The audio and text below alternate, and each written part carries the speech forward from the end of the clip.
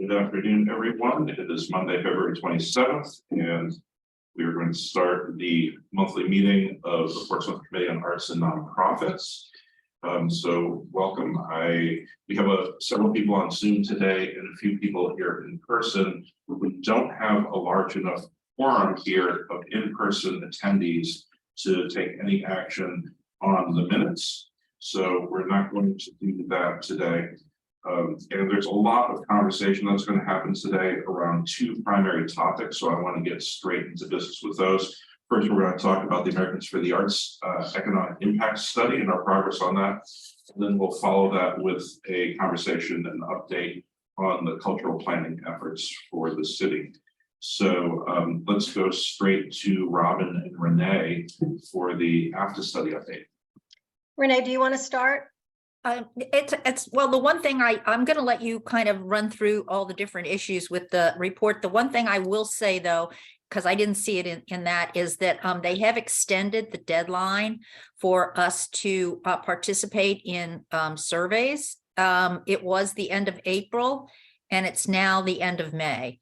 So that gives a little bit more time. We're doing well in terms of the number of surveys that have been collected, but I think that extra month is going to help us even more as we're in the home stretch to close it out. So I just want to let you aware of that. And then Robin's going to take you through the financial obligations that we've got at this point. Renee, before we go on to that, when you say survey, you're talking specifically about the audience surveys? Yeah, the audience surveys were to take place over the course of the year. And as you remember, it started the beginning of last May, and it was to end the end of April this year, but they have extended it to end the end of April this year. End of May instead of April, sorry. Yes, the audience surveys. All right, thank you. And Russ, I couldn't remember who was taking notes, and I'm thinking it might have been Stephanie. Yes. And I've sent this report in an email to you and Stephanie so that all the information is there. It'll be easier for the minutes. Yes, we received that. Thank you. So I wanted to just add to that, you know, like Renee said, we're close to 800, but the more the better. So we really encourage everybody on the committee to continue doing audience surveys.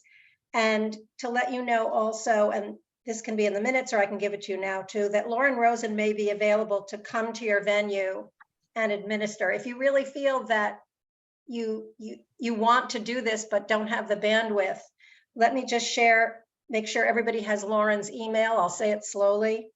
And she's our project manager, you remember. It's L Rosen, so LROSEN 2015, L Rosen 2015@gmail.com. And she will certainly try to see if she can come to your venue and do some surveying. So the audience survey is part one of AFTA. Part two is all of us as nonprofit arts organizations completing a financial report that's online. And everyone, I think especially Barbara, remembers how long and arduous that used to be for many small organizations to answer all of the questions on the survey. We are assured that it is highly different this year. We have 50 nonprofits that we're working with in Greater Portsmouth. We sent them all, and you should have gotten an email saying the organizational survey, it actually said was supposed to come the next day, the 22nd, but there's a little hang up. Okay. So let me ask, has anybody received the organizational survey yet from AFTA? Barbara's saying no. Okay, that's not going to come from the committee. It's going to come straight from AFTA. The reason there was a little glitch is because they have 57,000 nonprofits participating, and each nonprofit has its own ID and its own kind of survey link. So it took a little longer than they thought. So you should be getting that soon. There is a different survey based on your annual income expenditures. So it could take as little as 5 minutes, and the longer one should take 20 minutes or a little bit more, which is much better than, Barb, how long did it take you 5 years ago? 2 days? Well, I think you're confusing me with another Barbara, first of all, because I never balked at the survey. I will be the first one to tell you that regardless of how long it takes the information you walk away with is so invaluable that it's worth every effort you make. That said, anything that's easier is good. Yeah, thank you. And thanks for saying that. I always knew that you felt really strongly about it in a positive way. Yeah, absolutely. Here's a biggie. Even if an organization did not do a single audience survey, they are still encouraged to do the organizational survey, because then they can, not only are they going to add value to the whole survey for the whole city, the more the merrier, but then they can say, we're part of these numbers. And they can't say that if they don't do anything. So they can and should do it. And we know that midway through that point, and right now they had said that survey, they were going to send it February 22nd, which they didn't, and it was going to be due March 31st. They'll probably extend that. We know that midway through, we as a committee, the subcommittee, want to send a very personal letter about we are Portsmouth nonprofits, all of us together, and maybe have it signed by Karen Kennard and Sean and Russ and Barbara, to just really encourage people to participate. But what I wanted to ask you to take 2 minutes to do with Renee and I right now is how, if somebody isn't completing the survey and we hear they're not being many done, what are ways that we as our committee can encourage other nonprofits to participate? So we wanted some of your ideas. You mean for the organizational? Yes, for the organizational survey. If we're finding that we have a lot of organizations not doing it, how can we encourage them and let them know how important it is? We didn't feel we needed a training or another Zoom meeting, because the information is going to be right in their email that they get. You know, I'm thinking in particular, the historic homes segment is going to be one that we're going to need to find somebody to help us with. I already did. Okay. So no, it's not great minds. I contacted Emma Stratton, who's on the cultural plan. And I asked her when the next meeting of the historic sites is, and she knows, and either she or a staff member from Portsmouth Historical is going to go to that meeting and talk about that. I think that right there is touching on probably the most effective way to get follow through, which is direct face-to-face or over the telephone contact with the leadership at organizations to, just stress how important this is. I know when I get a phone call from another organization leader asking me, sincerely that they want us to participate in something, I take that very seriously and take action on it. So it might be a matter of dividing up the list among committee members and making some phone calls and just, asking how we can help too, because, I often think of like the way the United Way helps people finish their tax returns and things like that when it seems overwhelming. We can help people complete these when it feels overwhelming, because I think for a lot of people, everything feels overwhelming at the moment. So anything that we can do to support organizations, especially smaller ones, to get them involved and participating, I'm certainly willing to help.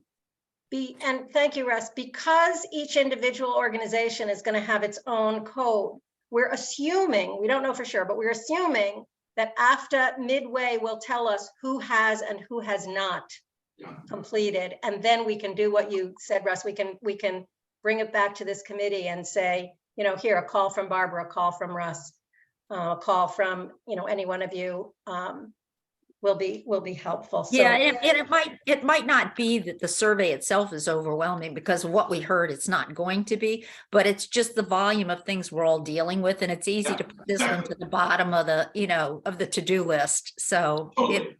Well, and also we've had a lot of transitions and turnover in a lot of the organizations in town. So I think when you do reach that point, Robin and Renee, when you're not getting a response, let us know. And, whether it's Russ or Barbara, I'm happy to do it, because as you know, I'm like a real believer. The tool that it gives me to go to a potential sponsor or grant and say, this is what we do. And, you know, having that conversation, I'm more than happy to do that.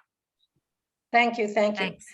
So the last part of the report is really Oh, about, what? Stephanie has a comment before you continue. Sorry, because this isn't coming from this committee, there may well be people who just ignore it. And I would suggest that maybe when we know that the email has arrived, that this committee send an email to all the people you've been talking to already to say, look for it, it should be in your inbox. That's another great idea. Thank you. Is it Or always may- going to the CEO or is it going to the finance person? Or we don't know. It's going to the focal point that person that had been identified as the focal point for that organization. So like for the New Hampshire Art Association, I believe it's going to our executive director. But for some people, they may have indicated they wanted to go to their development director. Right. And Lauren was in charge of that whole Excel spreadsheet. So you know what I might recommend ahead of that email, because if somebody gets an email they don't recognize, they might just delete it. Maybe in the next day or two, send out the be on the lookout email from the Well, committee. We did. We did. We sent it on February 21st Right. And I didn't get that. because that came from us. It didn't come from Yeah. AFTA. I didn't get that. Okay, so we have to tell, if it comes from our committee and it's going into your spam. It's not in my spam. I check with this time of year, Robin, you know me. I check my spam every day. So this is news to me that an email went out. Oh, wow. That's Okay. interesting because I got it, but I could have just gotten it as a blind copy, you know, okay, did anybody else get it or in their organizations? Do you know? I received a PMAC, but I don't know if it was directed to me in my role here or in my role at PMAC. I received it. This is Beth. Oh, Beth received it. Beth received it. She said, okay, good. It would have been on February 21st. Okay, so Barbara, I'm thinking we have to resend, and sorry if everybody's gonna get double emails, but we'll do that. I think enough time has passed where you don't have to worry about double emails. Okay, Okay. we'll have Lauren resend that. She's traveling today, but I'll speak to her later. And so there's just one more part of this report, and that is what happens when does the data come? It usually comes 6 months after the end of the year, so it'll be coming in October/November. We were a little bit late in jumping on to Randy Cohen's schedule. Randy is the vice president of AFTA who tours the whole United States and presents the data to whomever we would like. We're going to be working with Ben and the Chamber and a number of other partners to do that. He's coming Thursday, January 11th. It's a Thursday so that we can do a chamber breakfast, and also he can speak to Rotary, and then he'll also do a workshop for the nonprofits themselves and how to best use the data to our advantage. The speaker fee, the city has already paid for that. There are going to be other fees involved. We'll try to get some donations of hotel or food or whatever, but there's going to be there's going to be a flight. If we pick them up, there won't be a car. Anyway, we don't have to talk about that quite yet, but Sean know that that's coming. And we don't have the exact numbers because it's a little bit far out, but that's going to be January 11th, 2024. Anything else, Renee? I think we're done. I think we've covered it, unless anybody has questions. Questions, yeah. Go ahead, Jen. Oh, I just have a comment because I actually looked and I did receive it, but the headline did not say something like, warning, coming soon, please do this. And so I glanced at it and all I saw was, oh yeah, these are the surveys, we already do this. And I just didn't even read the email. So I thought it said something. It said urgent. It said urgent action. I thought that's what it was supposed to have said. Urgent. I everybody's so busy. So I had about 3 paragraphs and if the first line doesn't say important, this is what it is. I'm just saying people are so busy. Because Okay. I had all this explanation of what we've been doing already. And since we have been doing it, I just missed it. So Okay. I just would make it simpler. Next step, survey Okay. coming, please do. Okay, thank you. Sorry. That's very good advice. We'll have Lauren shorten it and put in the key, that key stuff. But the word, yeah, the word urgent was in there. Well, no, I saw the word urgent, but. Oh, I thought see what you it mean, was but there was too much survey. when you opened it. Yeah, so. Got it. Hey, go ahead. I just have a question on when we think we're gonna get our data. If he's not coming until January, does that mean there's a delay in getting the final data?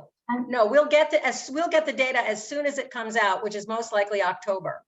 So we likely would be able to put together print collateral in advance of his arriving and have that there to hand out. Yeah, we can choose to do whatever we want when that data comes. There's no reason to sit on it. The nonprofits need it as soon as possible. Excellent.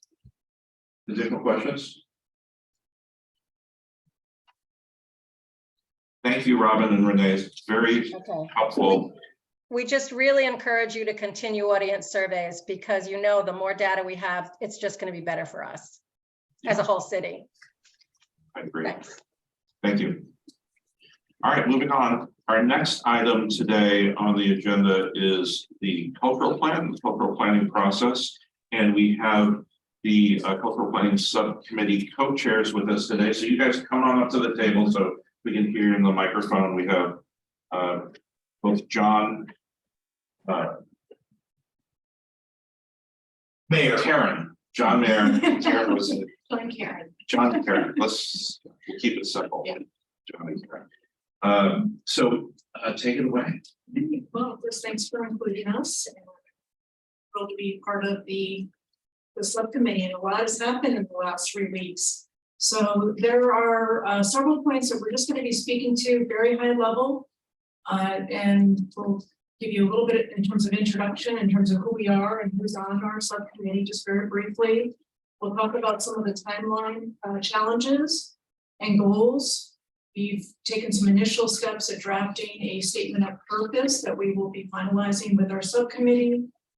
Certainly been digging in and more on an exploratory venture to learn more about other cultural plans and cultural planning processes across the nation, really trying to look at some best practices, including our own. And also, again, in an exploratory nature, just meeting with local organizations that may have capabilities that can meet our needs. And we'll also be tapping into we call it the superpowers of our subcommittee, because we have a really nice, talented group of individuals on our subcommittee. We would have already have some work in mind for them. Surprise, surprise. And we've also been working on a scope of work for a possible RFP. So I'll just kick things off with just introductions. So my name is Karen Rosania. I'm fairly new to Portsmouth, just moved here in 2021. I'm also a small business owner. I recently started up my own art studio and was in healthcare actually for the last 32 years. Okay, and I'm John Mayer. I'm a local resident, worked in the museum field pretty much my entire life. I recently retired from my last job as executive director for a museum project in Amesbury, Mass. But as a longtime Portsmouth resident, I've been involved in different ways with local arts organizations and was drawn to this idea of the cultural planning process because I thought it would be, a fulfilling way to help build the arts community in Portsmouth. So just a little flavor. I think some of you might have several who participate in our subcommittee meetings, but others may not. And we have a nice diversity of individuals on our subcommittee. We have several artists, or we'll call them makers. We have several of the major art organizations and associations represented. We have some local residents who are also just passionate about the arts. And what's really nice is we have individuals like Ellen, who brings a past perspective, which is incredibly valuable, all the way back to the original cultural plan in 2002. And as I say, many individuals committed to this next generation. So we're really grateful to have all of them. In terms of just jumping right into timelines, goals, and challenges, our goal is to have hopefully a pretty solid updated cultural plan by the end of this year, just really capitalizing on the strong pro-arts culture that we have and we're blessed to have in the city, especially with our current city council. That's a very aggressive timeline, as John and I have learned about other municipalities and what they've been doing. That's a condensed time frame, but we are going to work our darndest to really work within that time frame.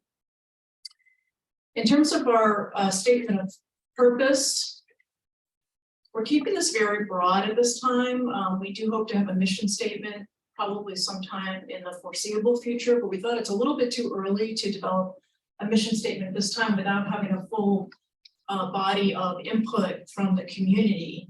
So we thought we'll hold off on that for right now, but just really focus on what is the statement of purpose for our subcommittee. And these are the words that a couple of us have kind of put our heads together just to come up with a draft. And again, we'll get the broader subcommittee's input as well. But really it's to lead the process in creating the next cultural plan by soliciting and engaging diverse stakeholder input and ideas across the broader Portsmouth community. So that's where we are right now. If anybody has any input on that, please let us know. But that's where we stand right now. We figured that would be kind of like our true north that will help guide what we do across the subcommittee moving forward. So let me turn it over to Renee, go ahead. Yeah, could you just read that one more time? Absolutely, yes. And we will post this as well once we get feedback. So this is a chance, please, to weigh in and we'll get feedback from the broader subcommittee. So to lead the process, that's key. That's what we see as our role in the broader subcommittee's role in creating the next cultural plan by soliciting and engaging diverse stakeholder input and ideas across the broader Portsmouth community. Okay, thank you. Welcome. So I'm going to turn it over to John. Okay, thanks, Karen. 3 weeks ago, I didn't know I would be doing this. I think we had a noontime meeting and Russ put a call out to see who was willing to be helpful. And I raised my hand along with 4 other people, 1 step back, and we needed 3. So here we are. So I am amazed at the smart, wonderful, thoughtful people in Portsmouth. I think, it's the blessing that we all benefit from, that we have a really rich and wonderful community. People are really interested in this. So I am excited by that. I'm also overwhelmed because along with the invitation to serve with Karen as co-chair, there wasn't a handbook. The scope of work to run meetings is pretty clear, and that I think I could do with my arm tied behind my back. But there's another part to this process, which is part of the learning that we're doing now. And the more I look, the more overwhelmed I am by what a cultural plan actually means. And as we look around the resources that are nationally available and locally available, I think there are a couple of things that stand out to me. We have the 2002 plan, which really shared a broad range of opportunities. I know, and I've heard from Russ, PMAC was an outcome from that, recognizing what we needed in this community. Another goal of that plan was to create a local arts agency. And during my review with Karen of the 2002 plan, we both commented on the nature of it, which feels very aspirational. What isn't clear in that plan is, as a business person, you do a strategic plan, you identify whose responsibility, a timetable, and resources needed. There was no agency that was present then who could take the lead with the actions or strategies that were identified in the plan. So in that sense, I would call it an aspirational document. When you look at cultural plans in some communities where they have what you would call a local arts agency, they would be the body typically that would be leading the planning process. And they are much more able to list timetable and duties and strategies and so on. So I have noticed 2 different types of plans. some that are written with an arts agency that's present, and some that are written by the community that is more aspirational.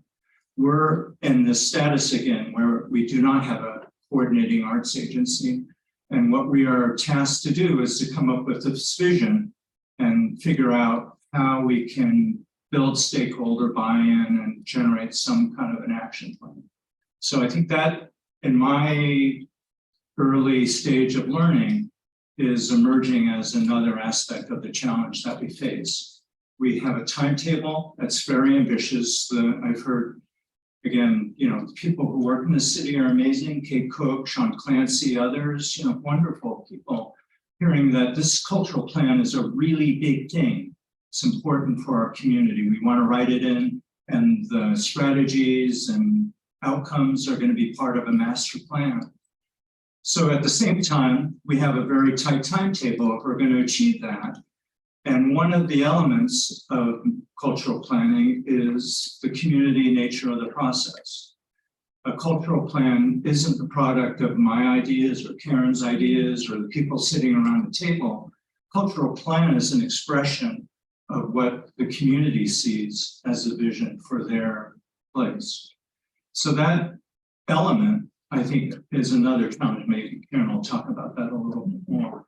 So I am not a high-level thinker. I'm a strategic thinker who likes to understand the challenge that I'm facing. I've been working to try and get definition about what we're doing, to build a framework for sharing that with the people in the committees. So it isn't simply the work of Karen and I, but that we take advantage of the 20 people who are on that committee, and that we leverage everyone working together to accomplish what we're trying to do. And it is a lot. So I think, is that what I was? Okay. And Karen and I will be here. We'll answer more questions. So thank you. Back to you, Karen. Yeah, thank you. Yeah, and again, through a lot of our digging in and trying to understand what other municipalities have been doing, we have come up with what we think would be some areas of help and support that we're going to need from the broader subcommittee. And we feel, again, with the talent that we have in the subcommittee, we can be breaking off into smaller groups and trying to tackle many of these areas. So I'm not going to get into all of those because we'd like to run those by the subcommittee, but just for everybody on the line and in the room, just to know that we've been kind of keeping a parking lot list of, hey, these are some things that we think we could really use some support on, and we're going to be approaching our broader subcommittee on that in about 2 weeks. So stay tuned on that. And then lastly, in terms of a scope of work, we have mapped out a scope of work for a possible RFP. Not 100% sure that we are going to go the RFP route or not, but we are exploring that. And we do have a pretty solid scope of work plan mapped out with input from members of the broader subcommittee already. So, and we're really trying to figure out what might we need a consultant's support on, what could we handle within the broader subcommittee, again, given the diverse experiences and knowledge, where do we have any gaps? But I do feel confident there are organizations out there that can meet our needs, coupled with what we have in our subcommittee. And clearly we'll be looking at price and those capabilities quite carefully with the help of Sean and Council Cook. So that's a high level overview. As I say, it's been a whirlwind. That's just been the last 3 weeks. And we've learned a lot. We have a lot more to learn, and we've taken this forward at rapid speed. So happy to take any questions from anybody in the room or on the line. Questions? Can I make a comment? Sure. Yes, please. I would just ensure that you use the word culture and not arts. It sometimes comes out as culture and arts, and sometimes it comes out just as arts. That excludes some cultural organizations. It's my organization.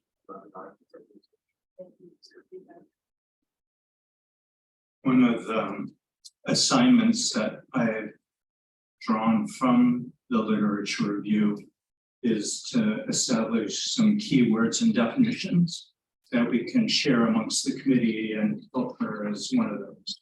What do we mean by culture? What do we mean by cultural planning?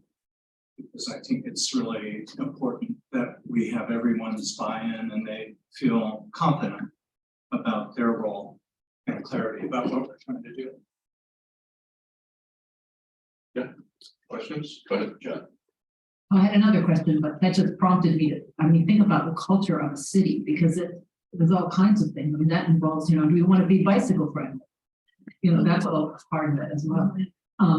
I talked earlier with John, we had a meeting, but I was really struck when I read the old plan at how aspirational it was and not really any practical strategies. And I think, and it just occurred to me that may have been part of the reason why the Arts Speak never quite got its feet on the ground and never quite did what it was intended. So I think it's really encouraging that you're thinking about it more like a strategic plan that has some goals Yes, and some more specifics. yes. And I think that would be where, it'd really be helpful to get input from lots of different people. I agree. Thank you for that feedback. And actually, that is one of our task group, proposed task groups, is to have individuals that will raise their hand and do a little bit of a deeper dive. We have been able to get a good bit of feedback on kind of what's worked, what hasn't worked, but I think we have more learnings around that, so we don't repeat things that maybe didn't work, and we carry over things that did work. So that's certainly a big part of it. And as John and I both realized when we looked at the plan, that implementation, execution, and real accountability is going to be really key. And also, what kind of structure would we recommend that's sustainable, that's going to keep the longevity of this plan going for years to come? That's another task group that we're proposing. And we look at, again, best practices, what other models exist out there that have had a sustainable structure that has allowed the cultural arts plan to be sustainable in your city.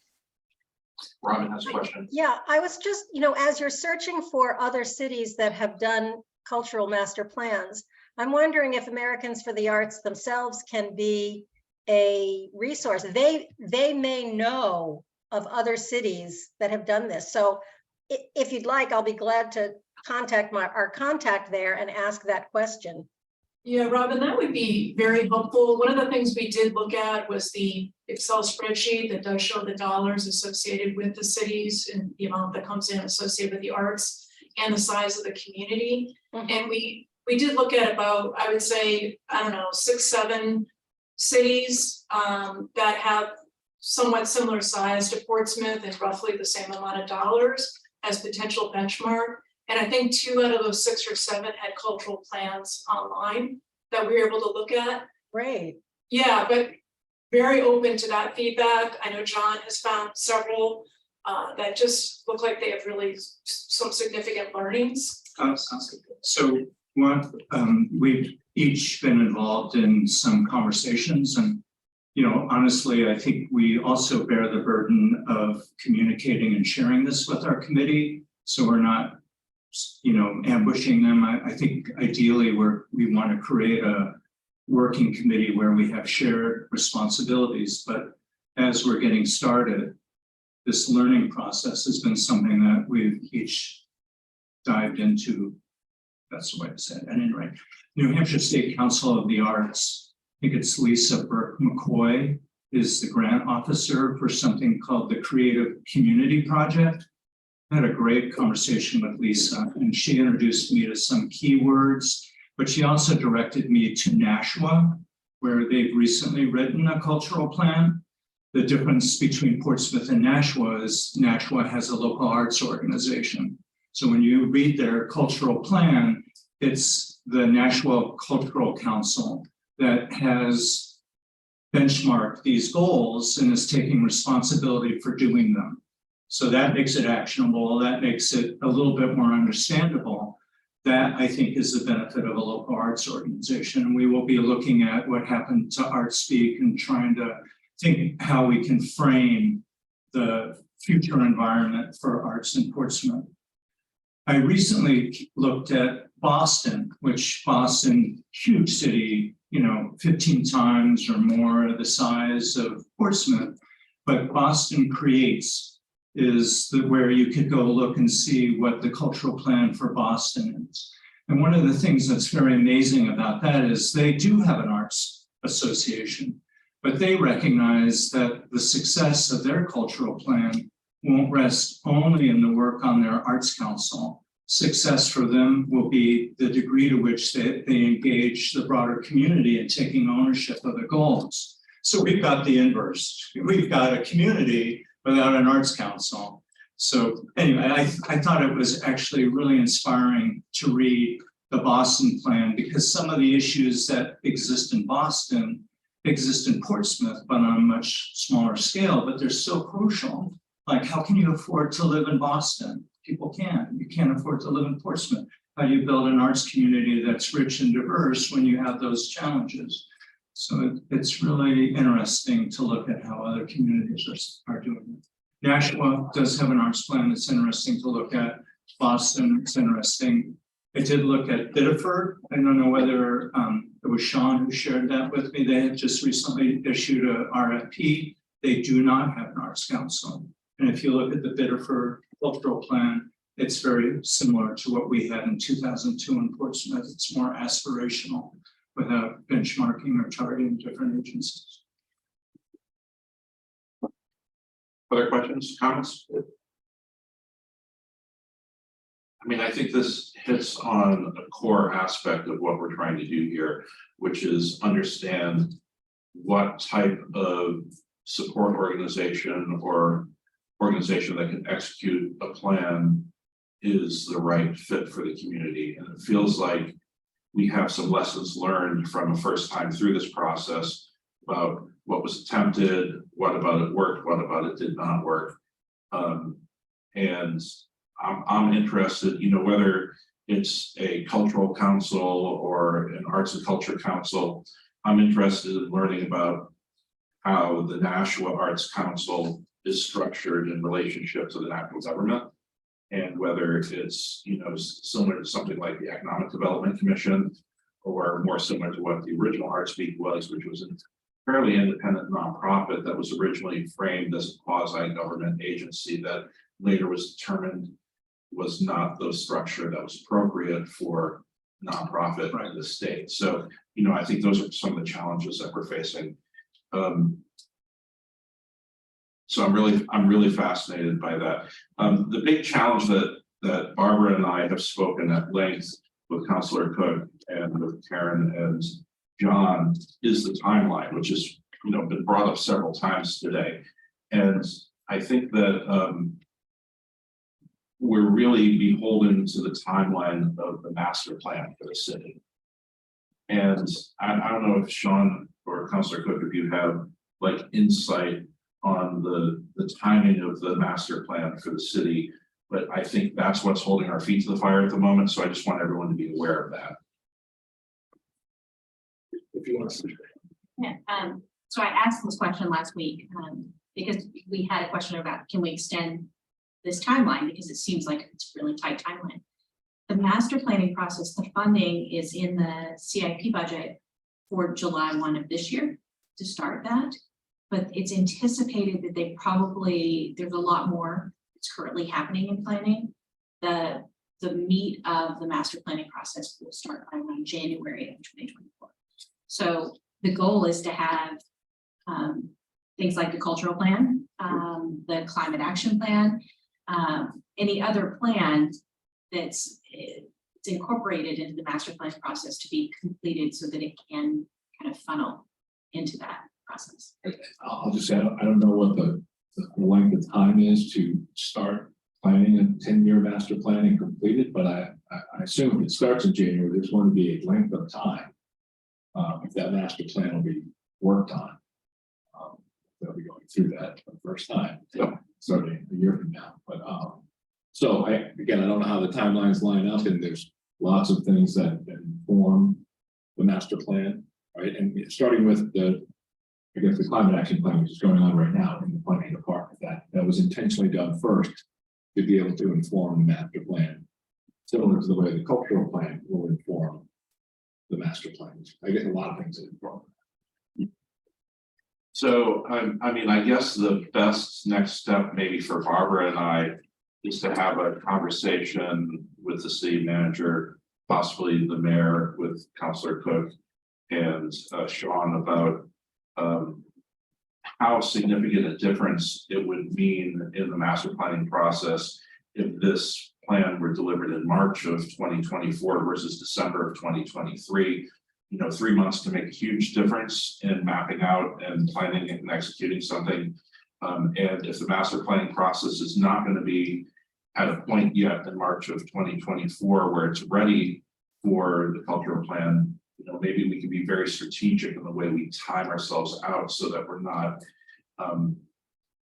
being too overly aggressive with the timeline if we don't have to be. Does that make sense? Yeah, go ahead, John. And I'm wondering if, in terms of the information that we convey for the master plan, whether that detail takes a different form. You know, it's a different set of guidelines or goals. I don't know. I mean, than what might be in the overall cultural plan. You bring up an excellent point. I think another short-term task that we need to accomplish is to take a look at the master plan that adopted the 2002 cultural plan, because I do recall reading that master plan and specifically calling out the aspects from the cultural plan that were adopted into it. And it was surprising to me how the master plan reworded a few of the things that were in the cultural plan differently than they appeared in the cultural plan to meet the needs of the actual master plan, and what was actually adopted into the master plan and what was not adopted into the master plan as part of that process. So it's not like the cultural plan becomes an appendix addendum to the master plan as like, now this is part of the master plan. The master planning process adopts aspects of each of these plans into the master plan. So being informed on what was adopted last time and how it was adopted in the plan, I think can be really helpful in this process. It's the other point about that I wanted to make, because I feel like I'm also an advocate for the community in my role. Yeah. I mean, if we are saying we're going to write a cultural plan and it's going to be done by the end of this year, if we haven't achieved the amount of engagement that we think is possible, we'll have a cultural plan that doesn't serve our community because it hasn't heard from them. And I would feel horrible if that is where we landed. I think it's going to take time to get our work, and we are working on an overall plan for our project. We are hopeful that we can do it, but I want to believe that when we go out there to do this cultural plan, that we explore every way that we can leverage input from our community so it actually does reflect something that we can't even imagine around this table. And I think that's what a cultural plan should do. Renee, you have your hand raised. Yeah, I just want to kind of second or third or whatever. I'm in agreement with what's being said about ensuring that we get a quality plan, even because I do think it's an aggressive timeline to try to get something comprehensive enough with the kind of community input that I think is required to make it successful. And the only thing I would add, if you're going back, Russ or and Barb or whatever, is, you know, this is the Portsmouth 400th year. So there are a lot of activities that many people will be engaged in, many of the same people that you're going to call upon for input in this plan. So I would think that that's going to also be, you know, make it more difficult to get the kind of input you want in a very tight time frame. Whereas if you had just that little extra cushion, I think it would be helpful to build better quality. Russ? Oh, go ahead, Barbara, and then Councilor Cook. The other thing that we have to also square away here is the fact that this committee will sunset at the end of this year. I think the same will be true of the cultural plan subgroup because it is a subgroup of this committee. So before we commit ourselves to a longer time frame, we need to make sure that the work of this committee can continue beyond this current city council, because that's frankly why we were focused on December, because Russ and I knew that at the end of December, this council I mean, we don't know what the council will look like. I'm not saying no, nobody will be here from this council. But after the elections, things could change and this committee might not look the same way. Yeah, I agree. So I think that's the purpose for having a conversation with the city manager, the mayor, Councilor Cook and Sean, and seeing what's possible and what's not possible. Councilor Cook, you had a question or comment? I was just gonna say, the Portsmouth 400 gives us an opportunity. I think we shouldn't look at it as a disadvantage. We should look at it as an opportunity to gather more information from the public. Because there are so many events where the cultural plan subcommittee could have a presence to gather additional information. So I would like for us to make sure that we're thinking of it that way. Because we won't have another year like this. We have so many wonderful events. Have a presence. It's a good point. Leveraging Portsmouth 400 can be an asset for us. Other questions or comments?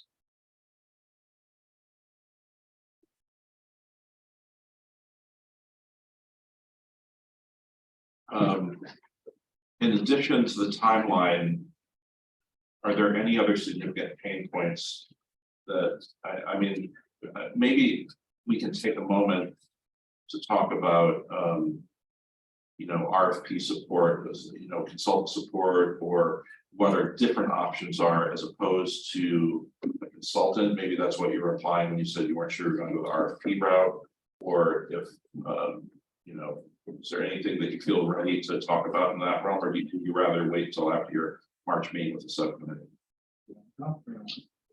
Well, I do, besides the timetable, we really don't know what our budget is. So we have a question mark around that. I think, you know, another document besides the RFP and scope of work is to frame an overall plan for the project. What are the things we're going to do and who is going to do them? Currently in the RFP, we're saying we will not be writing the cultural plan. We're looking for a consultant with experience who would take all this information that is leveraged out of community engagement, and they, working with the subcommittee, would generate the cultural plan. We also believe we need to have people with expertise who are guiding and helping us design the community engagement work. We've met with Michelle Holt-Shannon at New Hampshire Listens on the Carsey Institute. We've talked with Nate Burnett's, who's economic development field worker with the Cooperative Extension. Both of those organizations are a resource that we can draw from. Some may not be a fee for service, some may be, and it just depends on the nature of the work that we're planning. And I think, as Karen and I have talked about, we see, you know, this really capable subcommittee at the table too, with some training and a well-developed plan. We think we can ask different members of the nonprofit committee and the subcommittee to do work, but it all has to be guided and coordinated and defined. So we don't do something then that we have to redo or undo or whatever. We need to really know what we're doing. So there is a cost to it. And I think, you know, I don't know how and when we'll get input from what we've developed as a scope, whether it's reasonable and how much it would cost to bring some of these people in, trying to build that up as we go.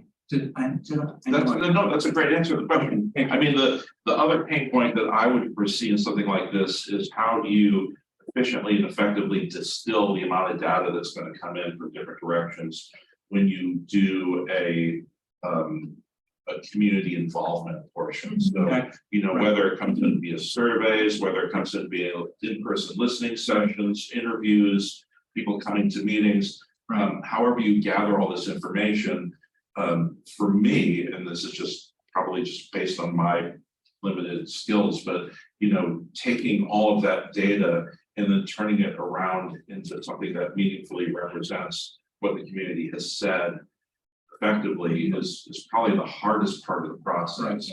That's clearly an area outside of our subcommittee that we will need help. I think Use that's this where be- expertise comes in. Yeah. Yeah, as we are talking to organizations, again, without any sort of a commitment, that have that capability and can roll those data up into a summary report.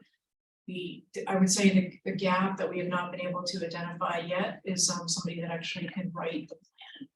We need to talk to the subcommittee about that. I think we have some good writers within the subcommittee, but I don't want to call and tell.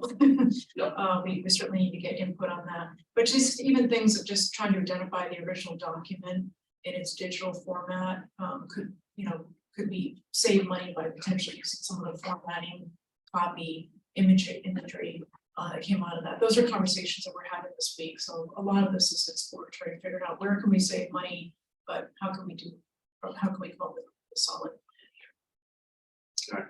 And I would also say, I think processing the data probably begins with developing a plan for the survey. You know, so people with experience with community engagement probably can help shape the kinds of questions that are asked. So when the feedback comes in, there's a little bit more of a consistent structure that you're organizing. I've never done that, but from Michelle at New Hampshire Listens, I have to believe that, people who do this as part of their work are more comfortable with the idea that we're asking, knowing that they're going to have to develop some takeaways that we'll be using. So, I mean, I totally feel like we need professional help here. I agree.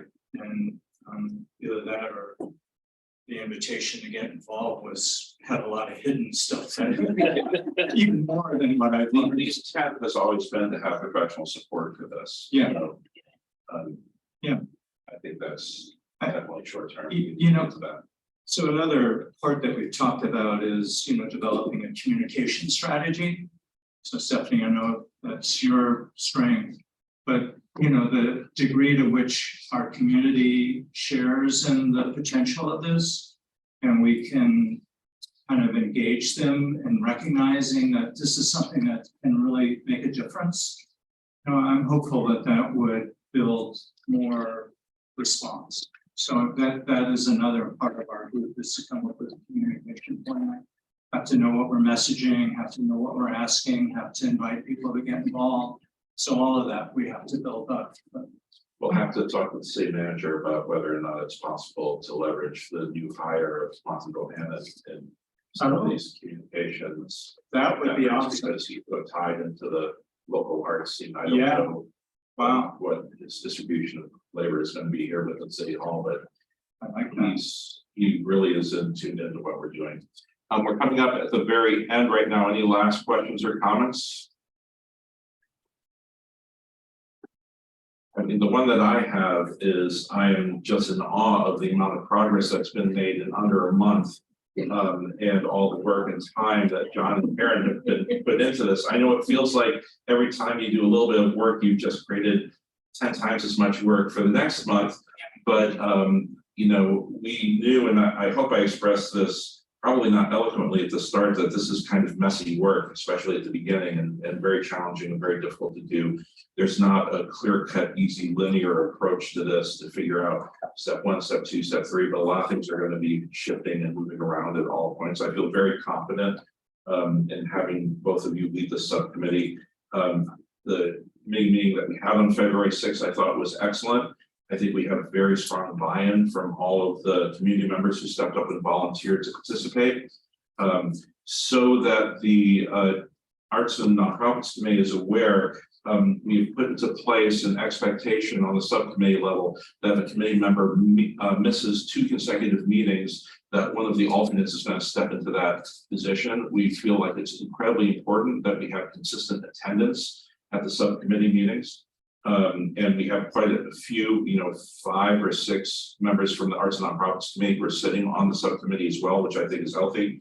I am curious, and maybe this is a conversation for our next meeting next month, but as the AFTA project collection of data starts to wrap up in the first half of this year, how we can shift the efforts of this group's monthly meetings to better support the subcommittee in the cultural planning efforts. I think that's going to become our race to the finish line for this committee together with the subcommittee working together. We already have a couple of meetings scheduled.